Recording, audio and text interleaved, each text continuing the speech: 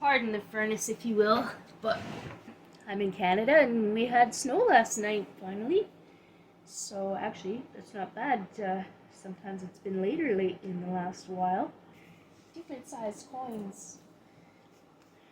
I have an American dollar somewhere, but the only American dollar I have is the David Roth dollar. But I'm not going to use that right now. It's just a few different sizes here. Let's see what we got. There's a dime here somewhere, I think. I don't want to lose that one. That's a fish dime, and I'm holding on to those for special effect. Ross Bertram with the coin. Okay, so I'm just going to use, and these are Canadian coins, so they're a little bit smaller than maybe than the Americans. This one is from 1967, a silver flying goose. And then this is a 85 Voyager dollar. And this is a 67 half dollar, silver wolf. And then a quarter, a dime, and nickel.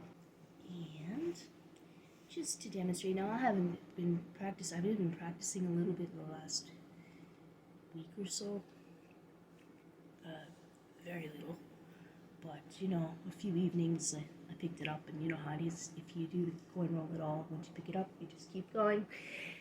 So, what you can do, and it's harder with small coins sometimes, but I find if you just want to get the edge that you nip, you don't want the coin to drop too low between the fingers when you're trying to do it.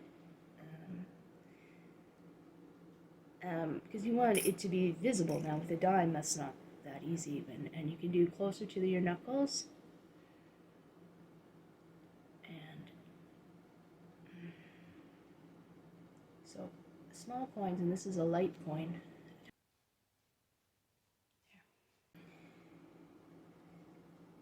So the small coins can be difficult. Now you're also easier maybe for this part if you want to do the roll under the hand.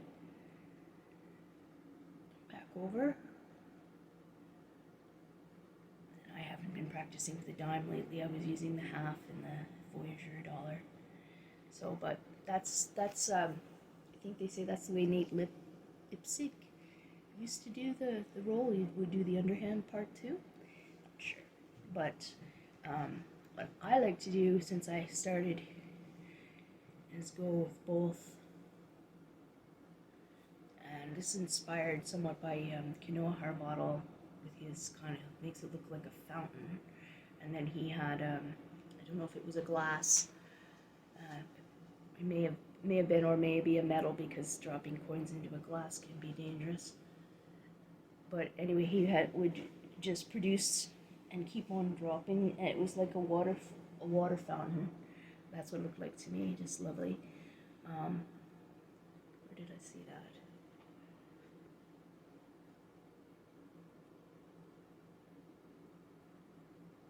I don't know if that was on the New York Coin Magic Seminar DVDs or not. He did perform them, I think. Perform that at one of the seminars, but I'm not sure if it ended up on the DVD. And you can see the difference in nickel. Now, a lot of people think, or a lot of magicians seem to be go for speed with the coin roll. And when I first started working on it, that was a goal, to get to go faster. But then I realized what's really important is that it actually looks like a roll, that it's smooth. And I find that's my main goal, is it doesn't have to be fast, but it needs to look, if you're going to call it a coin roll, it needs to look like a coin, like, to me, like the coin is rolling. So you want it very smooth. And so there's a way of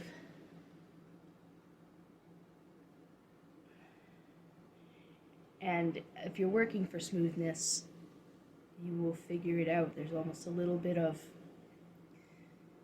holding it and letting it go back even, which is hard to explain, but and it starts to get to be smooth. But great resource for learning the coin roll, and this isn't an effect, it's classified as a flourish. So it's not really a magic, if you want to call it a trick. It's not really a magic trick, magic effect. It's considered a flourish, decorative. But I always thought, I mean, before I was a magician, I thought, like, you don't really make that distinction. And because it looks very magical. To me, I always thought it looked really magical. And it was one of the first things I wanted to learn. One of the things that I was very interested in. And it took a long time. It takes time to be able to manage it, especially getting the coin down between there and back up around. That's usually where the trouble is. So, to me, it's important that it's smooth. Great resource for learning the coin roll.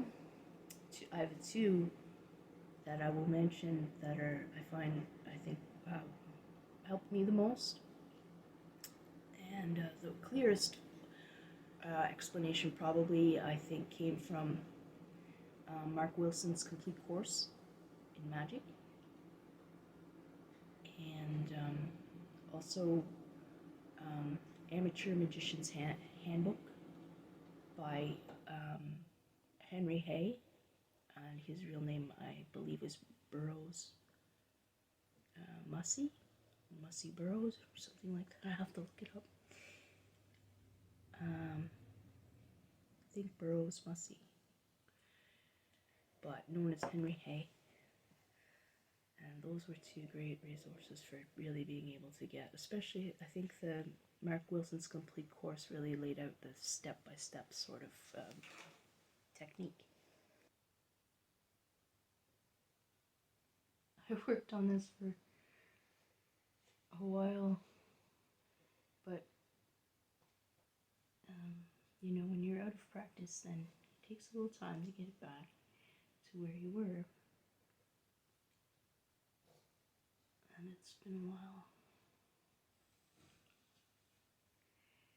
So move on to the quarter here.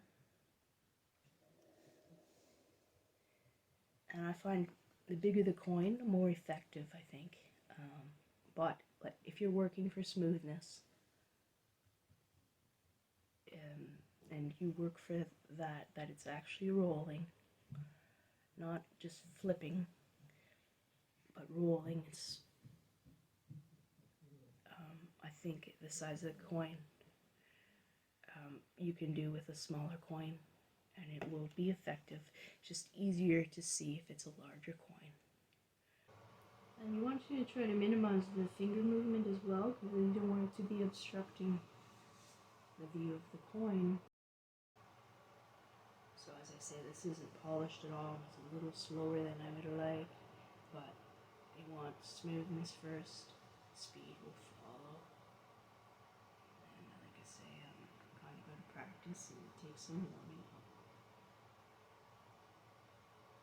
And then you can just get into a real rhythm, real flow. Anyway, you get the idea. You just get it, you get an idea. This is $50 now, Canadian.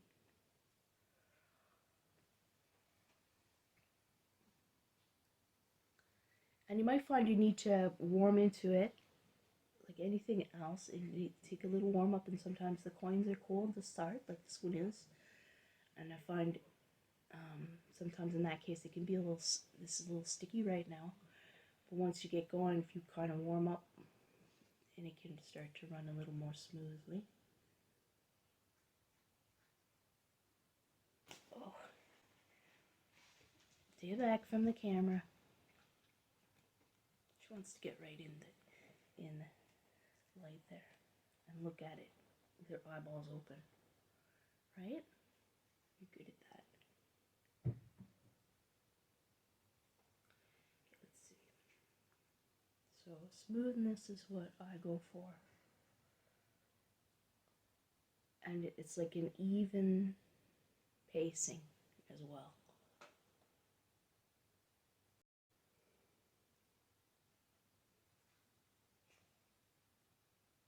It's almost like they're walking downstairs.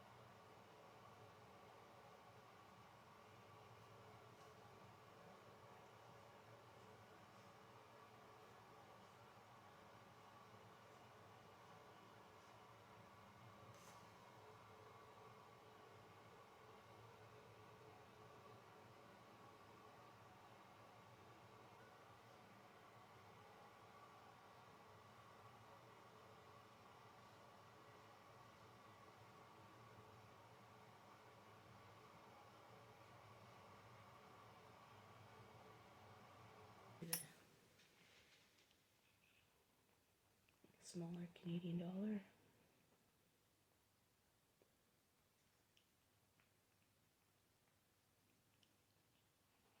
So this one's thick, kind of thick, a little bit thick and heavy. Some weight to it.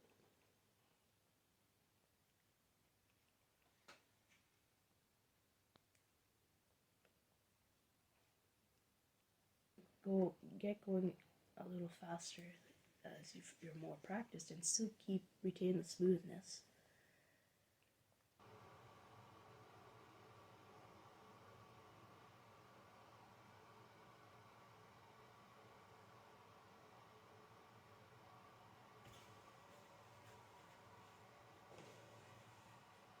Now where did it go? The goose.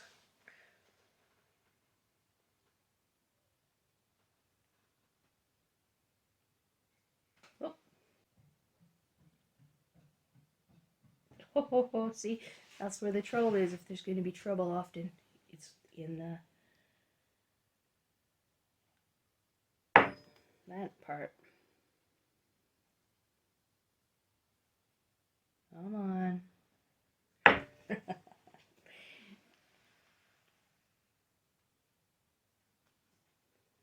we go. And ironically, I think I end up getting better with my left hand, even though I'm right-handed. And a lot of these things that need training, I find the left hand is possibly more open to training. Get over there, you.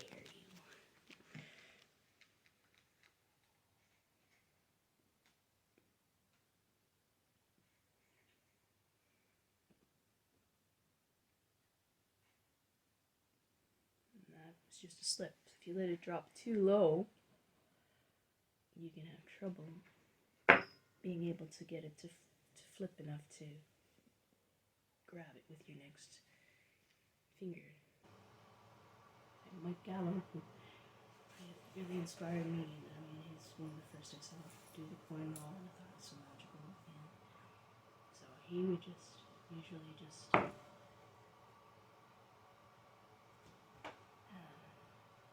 display there.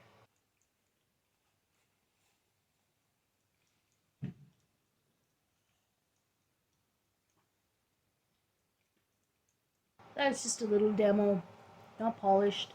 I've been doing a little practicing, but that's just a few thoughts about the coin roll. And really all it takes is understanding the technique. Like I say, Mark Wilson's complete course has very clear instructions.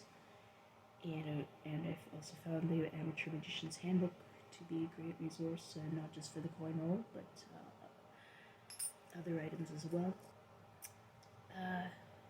Patience, persistence, practice, and in my opinion, working for the smoothness to make it a round motion, rolling, and that the speed would follow.